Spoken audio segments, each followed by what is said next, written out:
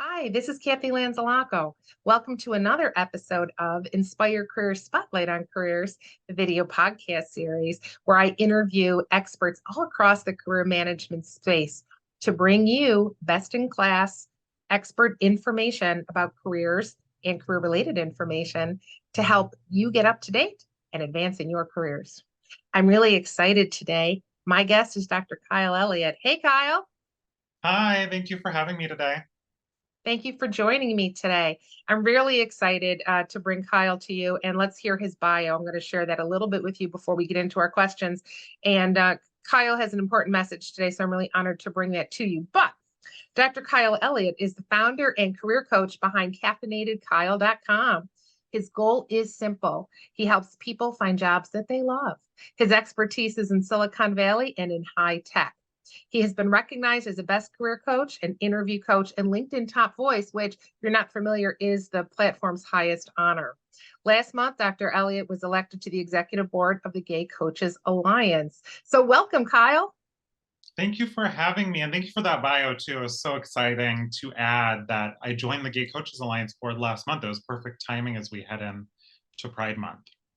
It is. And, for those of you that are listening to this on the Audible platforms or you're watching the video podcast, Dr. Elliott is a vocal and visible advocate for the LGBTQ plus community. And that's what we're going to be talking a lot about today. But before we get into that, Kyle, part of your story is so exciting about how you got here. And I want to be able to share that with people because in this time still where people are reinventing themselves in careers, your story is fascinating. So let's start with this. Tell us a little bit about your career journey. Yes, absolutely. So as you shared in my bio, I am a tech career coach. I help people in tech, Silicon Valley, and other really difficult to penetrate industries land jobs they love, or at least tolerate, but hopefully my goal is that they love them. But I actually started on Fiverr. So about 10 years ago, I was in college, sophomore year of college at San Francisco State University. And I said, hey, how can I make some extra money to pay for Starbucks, to pay for Subway? They had these great little pizzas at our Subway. And I started on Fiverr. I literally charged $5 for resume reviews, for LinkedIn profile summaries. Once Fiverr took their cut, I got like $3.75. So if I did a few resume reviews an hour, I could afford some Starbucks. And my dad's advice, which he doesn't remember, is every time you have a wait list, double your prices. So I kept doubling my prices. I was in the Bay Area, so a lot of clients were landing jobs at Google, Meta, which was Facebook at the time, Apple, Amazon. And I accidentally developed this niche as this resume writer and coach for people in tech in Silicon Valley. And fast forward 5.5, almost 6 years, I left my job at San Francisco State. I went off to grad school, came back, and did it full time. And now I'm a full-time tech career coach, and I absolutely love it. And it all started from this accidental way to make money for coffee. Well, you fell in love with it though, and you're good at it. I mean, you really found your zone of genius. And beyond the resume writing piece, and I've been very vocal about this too. I coached with you, in the past. You're very impactful and really help people empower themselves. And that's why I like teaching job seekers too. It doesn't always have to be that end destination when you started a job. You can make these little tweaks along the way. And I was like, I don't know if I love the resume reviews. How about I write resumes? Okay, I like this resume writing, but what I really like is the coaching. Let me add some coaching. And people think a career change has to be this huge, monumental change. And sometimes it can be just little tweaks. And literally every time I come to work every day, I'm like, what are some little tweaks I can make today to make work more exciting or a little different and more in alignment with what I love?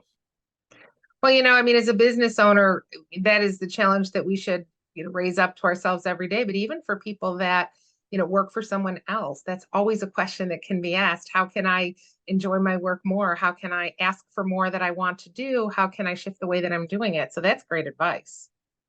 Yeah, I was talking with a client recently and she's like, I don't like that I'm inside all day.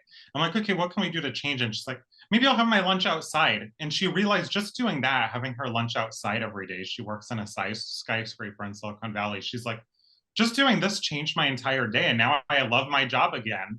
And all it took was having lunch outside. And I realized that's very simple. And for some people, it's going to take a larger change. But for her, literally going for lunch outside changed her outlook at work.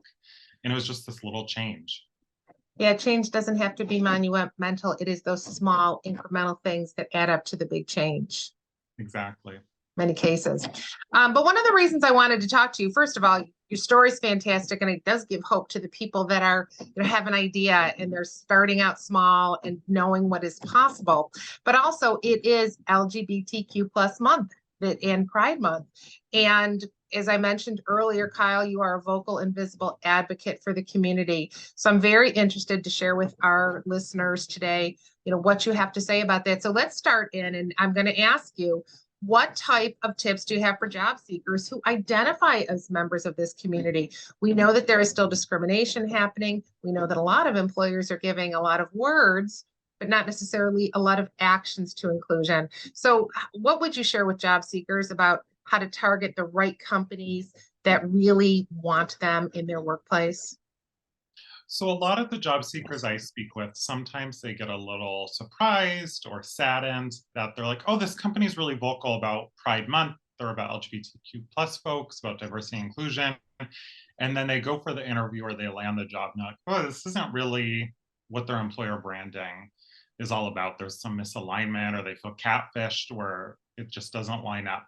So I encourage people not to just automatically believe the employer branding they see online and to recognize they have to conduct their own due diligence. A good place to start can be Glassdoor, but I always take it with a grain of salt. It's kind of like Yelp. Usually, if people had a really great experience at a restaurant or a business or a really horrible experience, they may comment. You don't tend to get kind of the middle of the road. Here's what the typical day-to-day at this company is like. So Right. one of my favorite resources is Team Blind. It's kind of like if Glassdoor and Reddit had a baby for tech and startups and similar companies. It's called Team Blind again. And people can go on there and share their experiences at these companies, but only people with verified company emails can share. So you can see this person actually worked here. It's Mm-hmm. not just a bunch of friends and family of HR sharing comments, but they actually worked here.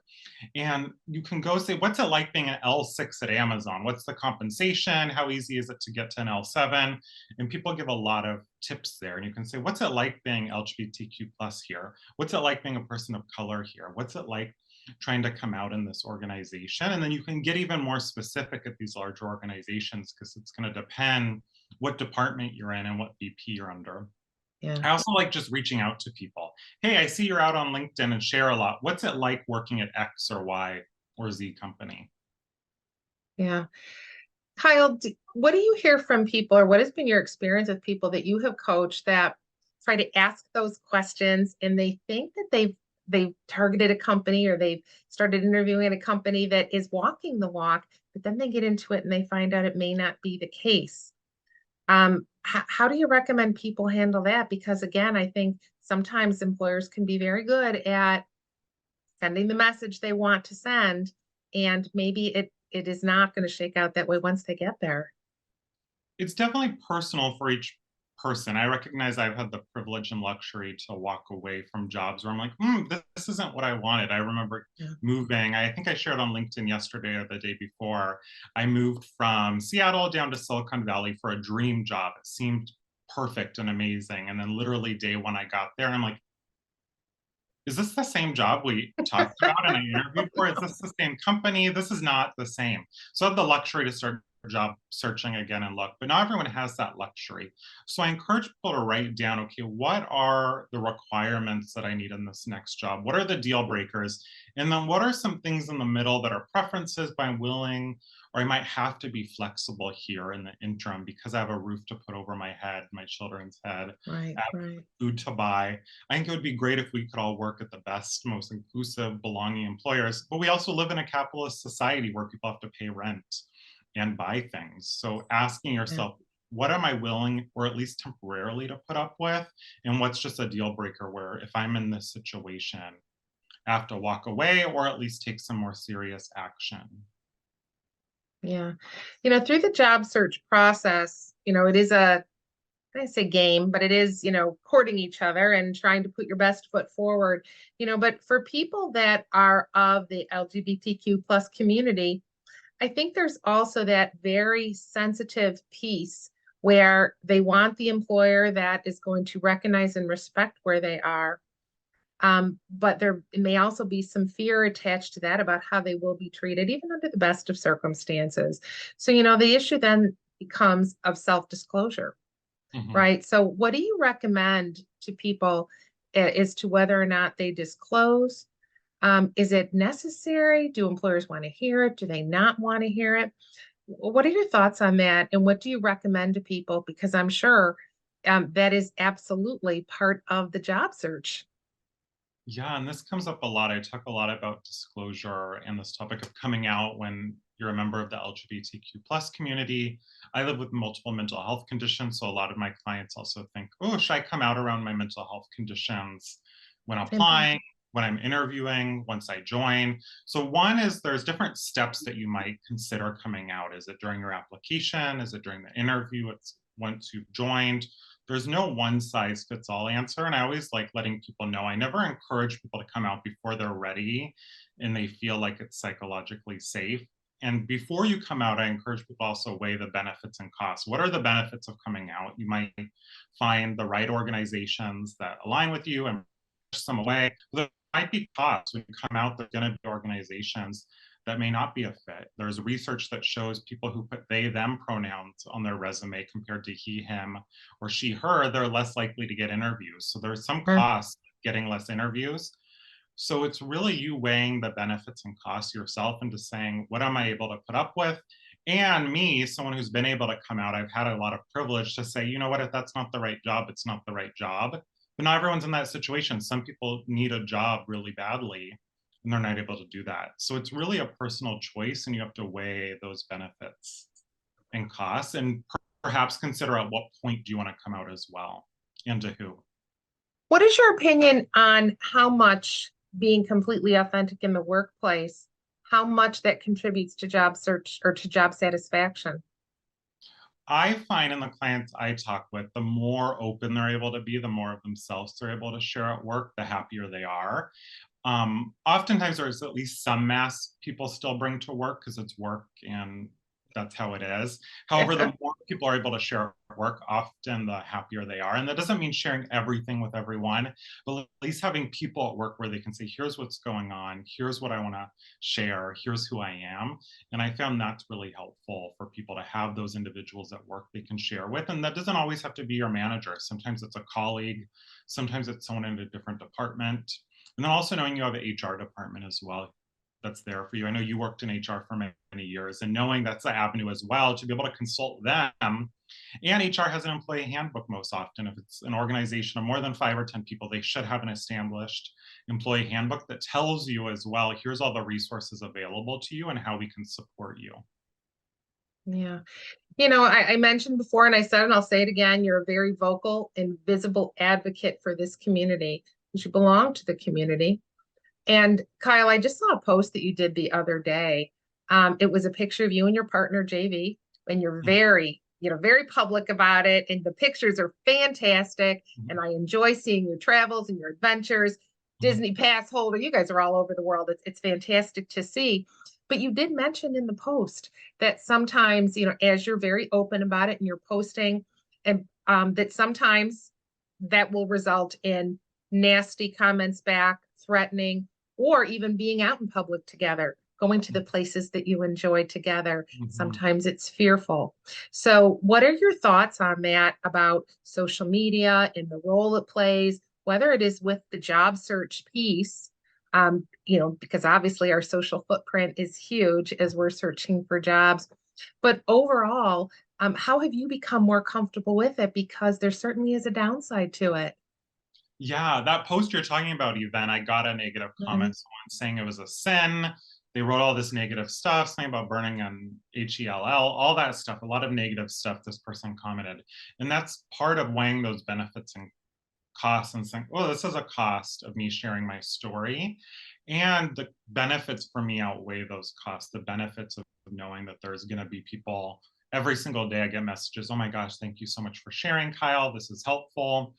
This is a huge benefit for me. And in that photo, you'll see my partner, JB. And I like to say it's very clear that he's gay. He recognizes it's very clear that he's gay.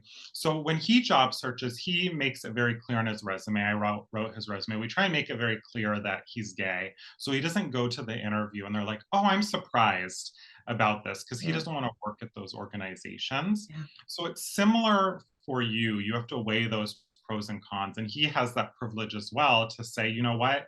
I'm employed right now. Each time I go and look for a job, I have that privilege to say, you know what, I'm going to push away organizations who doesn't want someone who's openly gay and proud of my identity.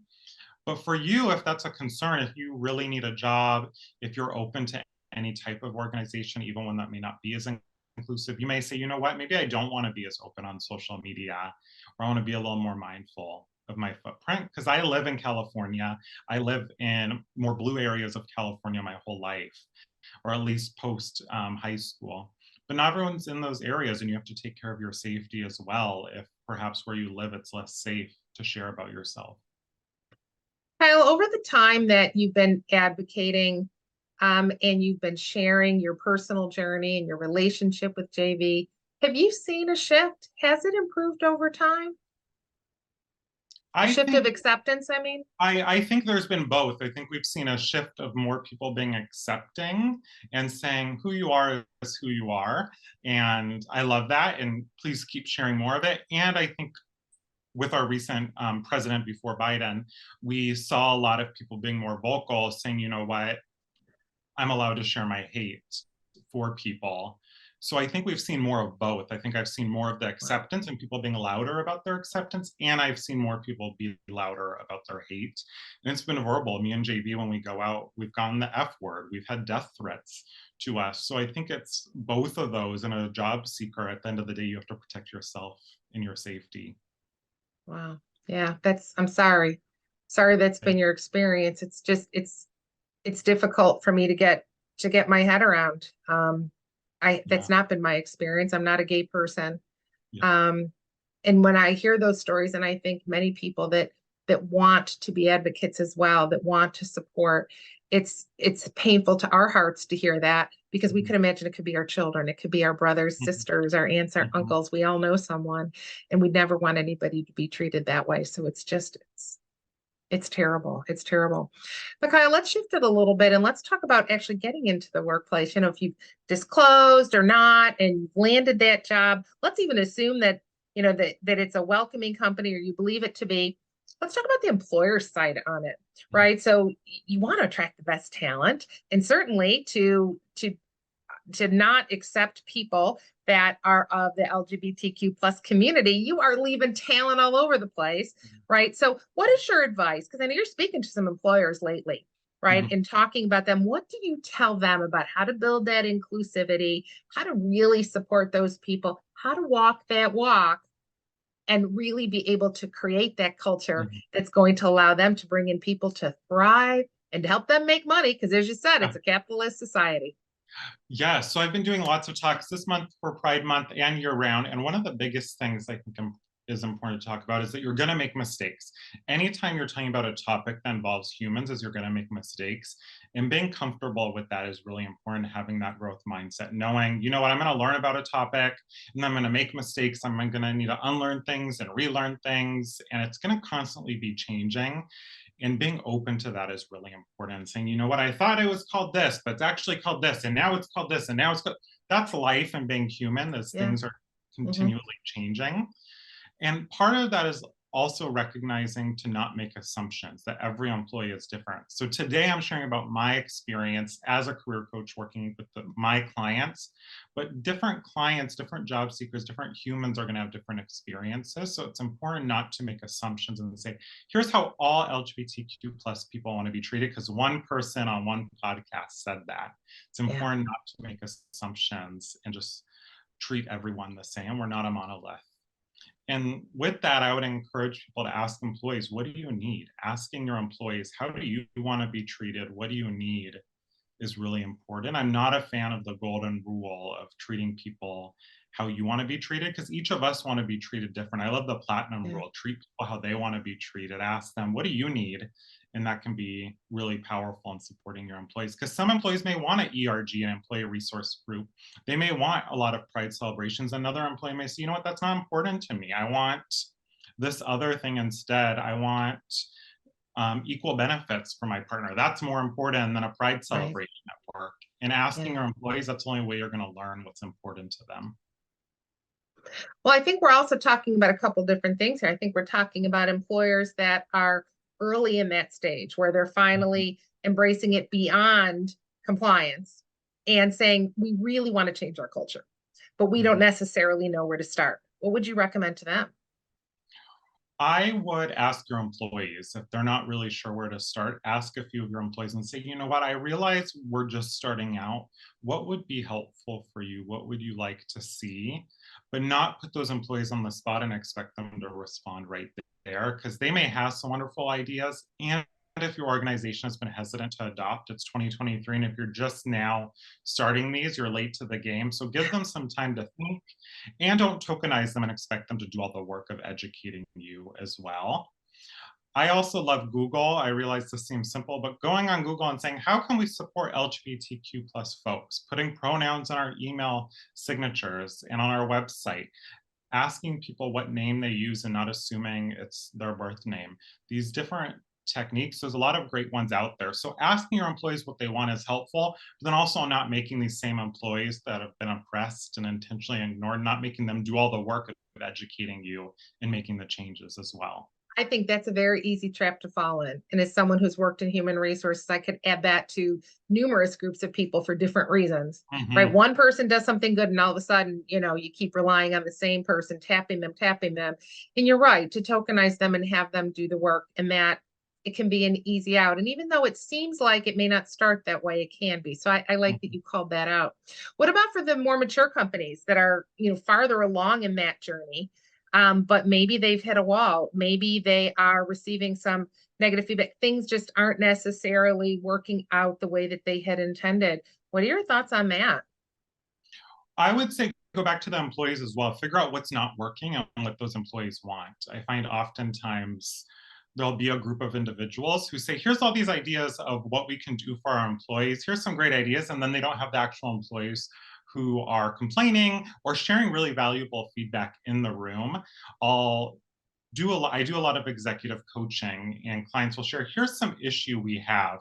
And I say, oh, okay. And how do you know this is an issue? What suggestions have you received? And they're like, oh, wait, I haven't actually asked them what they want to see change or what their Yeah. ideas are. So actually asking your employees can be really valuable in doing it in different formats, doing some open conversations and listening tours, doing some anonymous surveys, getting a committee together with people across the organization at different levels. So not just the C-suite, not just frontline staff, but getting different people together can be really powerful as you develop your organization and get it to the next level.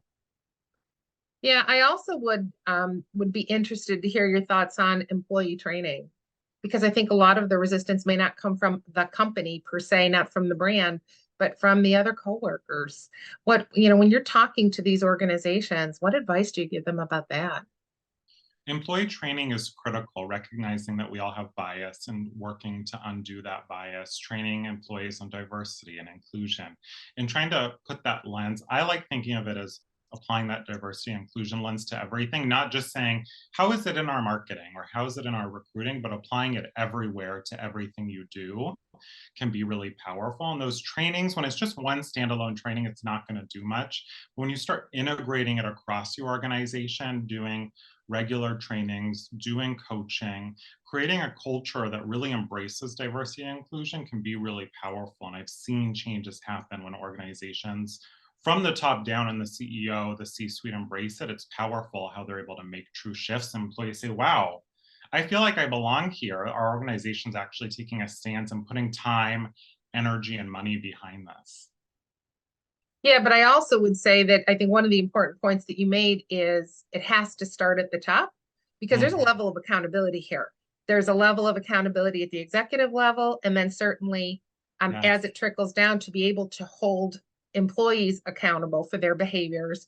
Because you tell me if I'm wrong here, but the bullying is happening in the bathrooms, it's happening in the locker rooms, it's Yes. happening on the production floors, it's happening when people don't see it, right? And And Exactly. so, and I'm not saying certainly that's every company, but I think it's very subversive, it's targeted, and people know, bullies know what works. They know how to, to do that. But I think it's also incumbent on HR to keep their eyes and their ears open, to put those systems in place and to be able to have those lines of communication so that people feel safe to be able to report that. But if the executives aren't demonstrating that level at the top, just like parents and their kids, right? Ah, If their parents are texting and driving, the kids are gonna, right? Same exactly. concept, right? So if the executives are not walking that walk, there's no reason for the employees to do that. Exactly. And I find often with my clients, if the executives aren't on board, it's not going to work. And yes, we can make some changes happen, but if the executive team's not on board, if they're not having buy-in with this, it's going to be really difficult to make change happen because you need that accountability. I think that accountability word that you said is critical here. Yeah, absolutely. Well, let's talk a little bit about what you're doing because you're on kind of on tour, Kyle. If you ask me, because I'm following all your information on social, tell us a little bit about places that you've been speaking, both from, talking to employers as well as advocating for employees. Tell us a little bit about that, and we can share with the audience where they can find information to follow your content as well. But where have you been talking? Because it seems to me like you're everywhere. You're crisscrossing the country too. I know it feels like I've been so busy. I love traveling. That's one of my favorite activities. So I've been doing a lot of talks on two areas I'm really passionate about, LGBTQ plus folks and then mental health. So I've been doing a lot of talks to HR groups. I was just at a HR conference. I was at the Gay Coaches Alliance annual conference speaking. I did quite a few virtual panels recently for Mental Health Month, Awareness Month, which was in May. So tons of conversations around the intersection of these two. And then, of course, I love looking at it from both angles. Job seekers, how do they have autonomy here and what's their role in making their workplace better and work for them? And then the employer side, how do they create workplaces that are inclusive and have a sense of belonging for their most intentionally ignored communities? And then if you want to learn more, my website's a great place, kathleen@kyle.com. And then LinkedIn, I spend a lot of time there. It's Kyle Elliott with two L's and two T's. We'll put all the information at the in the comment section when we post this, and we'll share it too when it gets on YouTube so people can follow you. They can see where you're going. You're all over the place. So I think it's important for people to hear the information in different formats. Mhm. And there are people that are hungry for this information. So I think it's helpful. Yeah. But Yeah. Kyle, let me ask you this. For people out there that they want to follow your information, but they also want to, let's assume that they're not members of the LGBTQ plus community. They are people that want to be advocates. They want to help. They want to Mhm. learn. They want to listen. They want to do the right thing. And they're not necessarily sure how to do that. What recommendations do you have for people that have that awareness because of this month and want to start doing, to really step up and do more of the right thing? What's your advice? What would you like to see? Let me ask Yeah, you it that way. What would you like to see? I would love for people to use their privilege to make a difference. So when you see situations where something happens, using your privilege can be really powerful to stand up for someone. It doesn't have to be some huge momentous act either. It can be like, oh, hey, actually, this person's pronouns are this. Or, hey, we don't allow those kinds of comments in our workplace. That's not okay. So when you have privilege, another word for privilege is luxury. When you have the luxury to speak up, to have some power in a situation, using that can be really helpful for individuals in the workplace and just in our communities, in our lives, and say, hey, that's not okay. And using that, some of your power to interrupt a situation that's harmful for a member of the community. That's what I'd love to see more people do. And that's a question I ask myself every day. I have a lot of privilege, I have a lot of unearned advantage. So I like saying, how can I interrupt these situations that are problematic and step in and help this person? I also think that it takes practice. You said earlier about Mhm. employers that you tell employers they may make mistakes. And I think too, I think a lot of people aren't resistant to help because they don't support the cause. They don't support that they want to do the right thing, but they are afraid to make a mistake. They're Mhm. afraid to get it wrong. They're afraid to be embarrassed about it. They're afraid to get called out on it. What do you have to say for those people that say, I want to do it, I'm just not sure. I'm not even sure what to do. Or what if I make a mistake? I don't want to insult anybody. As long as you have the correct intent in mind, I think that's what's key. And then saying, oops, I made a mistake. And then moving on and trying not to make that mistake again. And then if you make the mistake again, oops, I made that mistake. Let me try and move forward. And that's what's really critical. And people can tell if you have the right intent in mind, and then you're trying to learn and move forward. And again, not tokenizing that person and making them then explain how you're wrong. But a quick Google search can be really helpful to say, oh, I did this. Why was it wrong? As well, instead of that LGBTQ plus person having to explain, okay, here's all the reasons that was problematic. Yeah, yeah, absolutely. Well, Kyle, as we're kind of tying up our time here together, let me ask you this from the job search perspective again, which is how we started this conversation. From the job perspective, is there potentially one, maybe two pieces of advice that you would give to job seekers that are out there that they are looking and maybe they've become frustrated with the process because they are a member of the LGBTQ plus community and they haven't found the place that's right yet.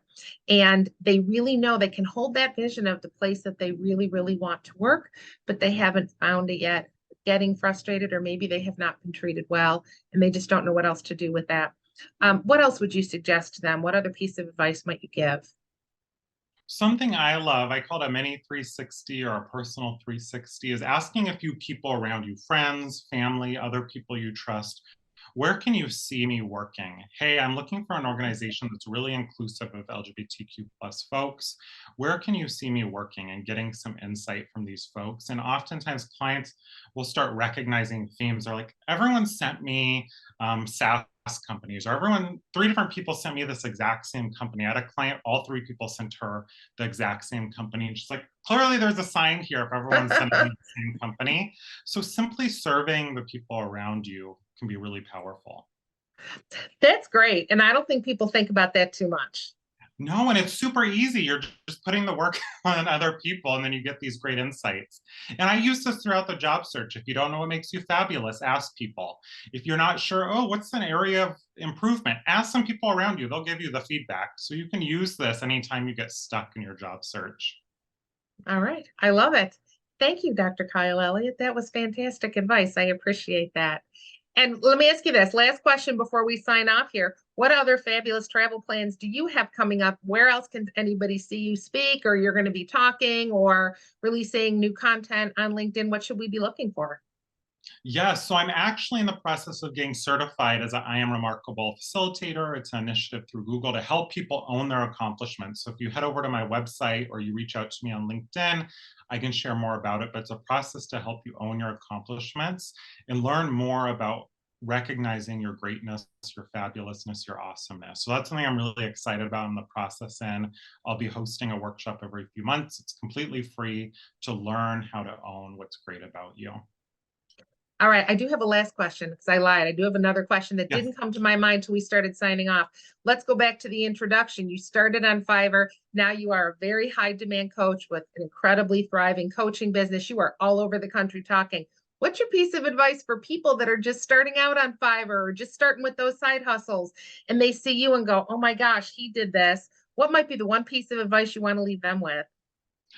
I would start small, recognize that's over 10 years process to get there. Start small, just take on one client at a time and say, oh, let me try this, and make little tweaks one at a time. That's what I suggest. Don't feel like you have to do it all overnight. Yeah, and I'm going to say something else because I think I've known you long enough to know what you do is you are constantly making tweaks. You Mm-hmm. are. You just change one thing, you self-reflect. I mean, you said it to me repeatedly over time where you're like, I didn't like this, but I like that more.